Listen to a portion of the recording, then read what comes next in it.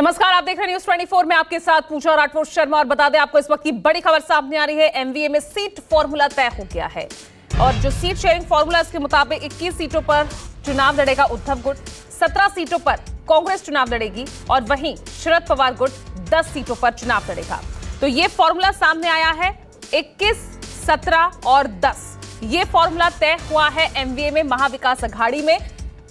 आपको बता दें प्रेस कॉन्फ्रेंस इस वक्त चल रही है, ये संयुक्त साझा प्रेस कॉन्फ्रेंस एमवीए की इस वक्त, और उसी में सीट शेयरिंग के इस फॉर्मूले का ऐलान किया गया है।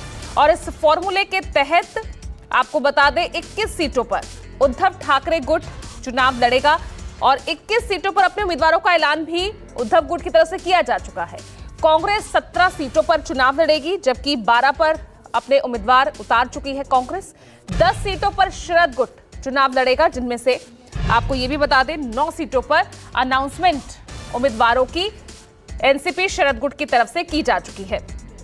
तो ये फॉर्मूला सामने आया है एमवीए का, जिसमें 21 जो है सीटें वो जाती है उद्धव ठाकरे गुट के पास, 10 सीटों पर शरद गुट चुनाव लड़ेगा और 17 सीटों पर कांग्रेस। तो 21, 17 और 10 ये फॉर्मूला तय किया गया है एमवीए की तरफ से। हालांकि कुछ सीटों को लेकर पेच फंसा हुआ था, अब कौन किस सीट पर चुनाव लड़ेगा अब ये जानना दिलचस्प हो जाएगा। और मुख्यतः सभी की नजरें खास तौर से उन 4 से 5 सीटों पर बनी हुई है। तो सीट शेयरिंग फॉर्मूला तय हो चुका है महाविकास अघाड़ी का 21, 17 और 10, लेकिन अब उससे ज्यादा जानना जरूरी यह है कि आखिर कौन किस सीट से चुनाव लड़ रहा है। हालांकि कई सीटों पर अगर 48 में से 41 सीटों की बात करें तो उस पर एमवीए की तरफ से उम्मीदवार घोषित किए जा चुके हैं। इंद्रजीत जुड़ गए ज्यादा जानकारी के साथ, मेरे सहयोगी। इंद्रजीत, फॉर्मूला सामने आ गया है 21, 17 और 10, लेकिन जानना यह ज्यादा जरूरी है कि कौन किस सीट से चुनाव लड़ेगा। जी बिल्कुल, वो भी तय हो गया है कौन किस सीट से चुनाव लड़ेगा। ये सारी चीजें डिक्लेयर हो गई हैं, एक एक सीट का नाम लिया गया है।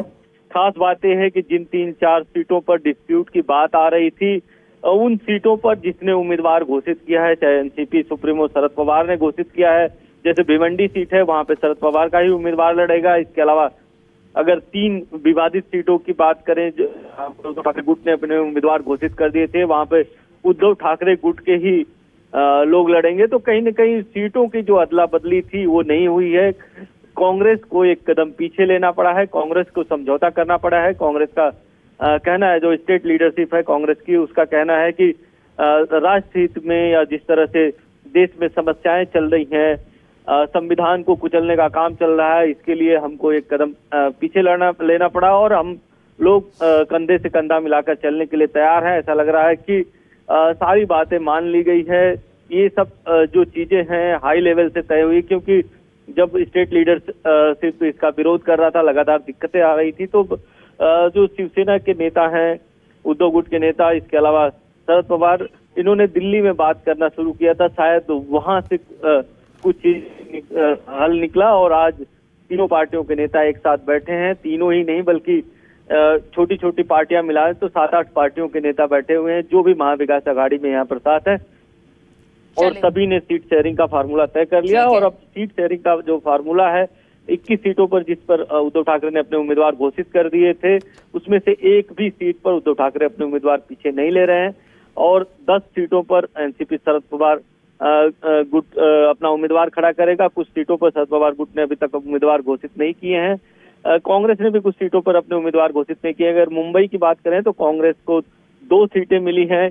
एक सीट मुंबई की मिली है जो कि उत्तर मध्य मुंबई की सीट है। ठीक है इंद्रजीत, बहुत बहुत शुक्रिया फिलहाल के लिए। आगे मैं आप से इस पर अपडेट लूंगी। तो फिलहाल जो फॉर्मूला तय हुआ है वो है 21, 17 और 10।